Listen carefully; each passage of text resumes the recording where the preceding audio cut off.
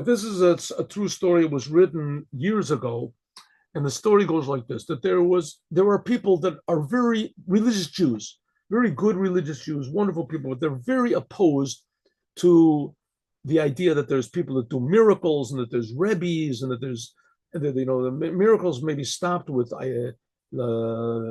what's it called? What's his name?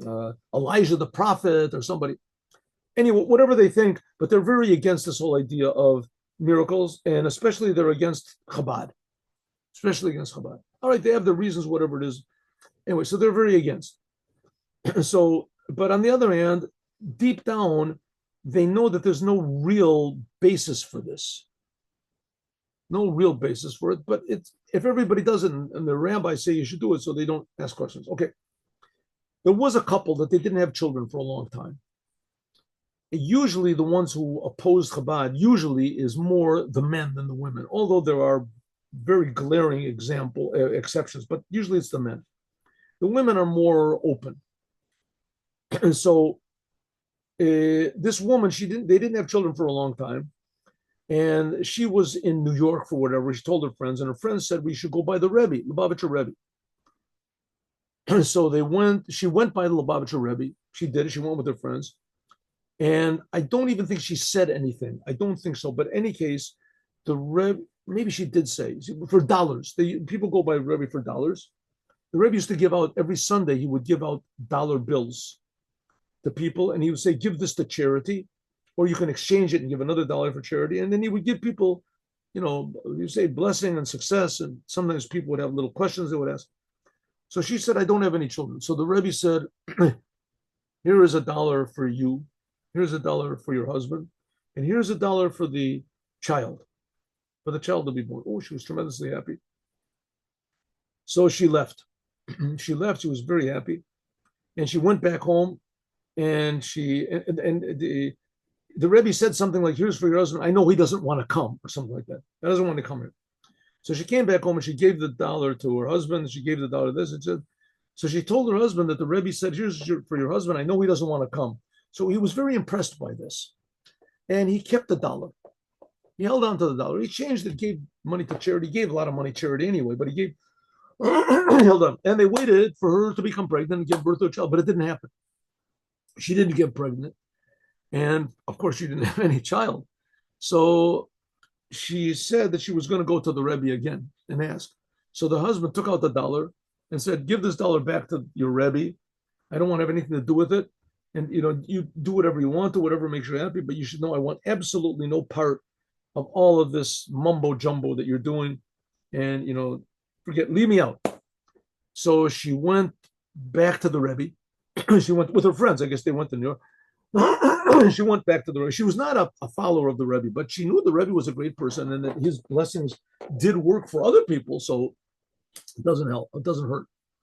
So she went by the way, the Rebbe did not expect anything in return for these blessings that he gave. He just wanted it to be good for people.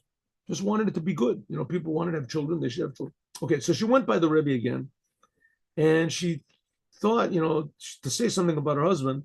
So the Rebbe this time, but she became frozen. She couldn't say anything. It happened to a lot of people.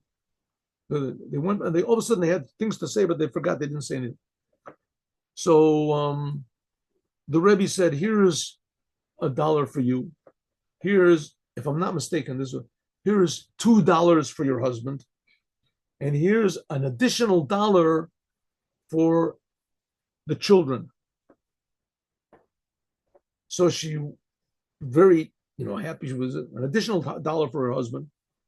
She gave, I guess, $2 for the husband. This is what I think it is: $2 for the husband, $1 for, and an additional $1 for your children. She went back home and told her husband. Her husband was very sort of impressed by this. How did the Rebbe know he gave the $1 back? And sure enough, after she became pregnant, and she gave birth to twins. She gave birth to twins according to this, and afterwards they had more children. But she gave birth to twins exactly according to the number of dollars that the Rebbe gave her.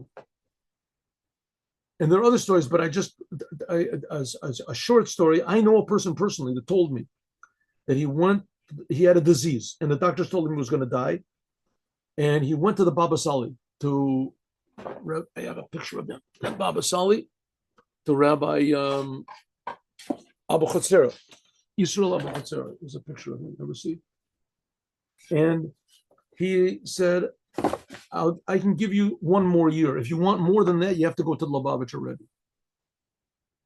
And the man told me the story himself.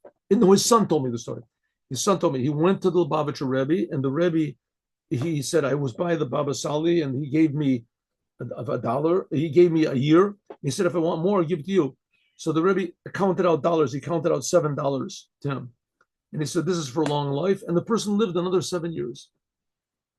Another 7 years. The son told me the story. Anyway, what are we talking about? We're talking about good has to be revealed in the world. And some people have the ability to reveal it. Have a good day with Mashiach now. See you tomorrow, God willing, and we'll finish the Devar Malchut if we can. Oh, 1 second. I wanted to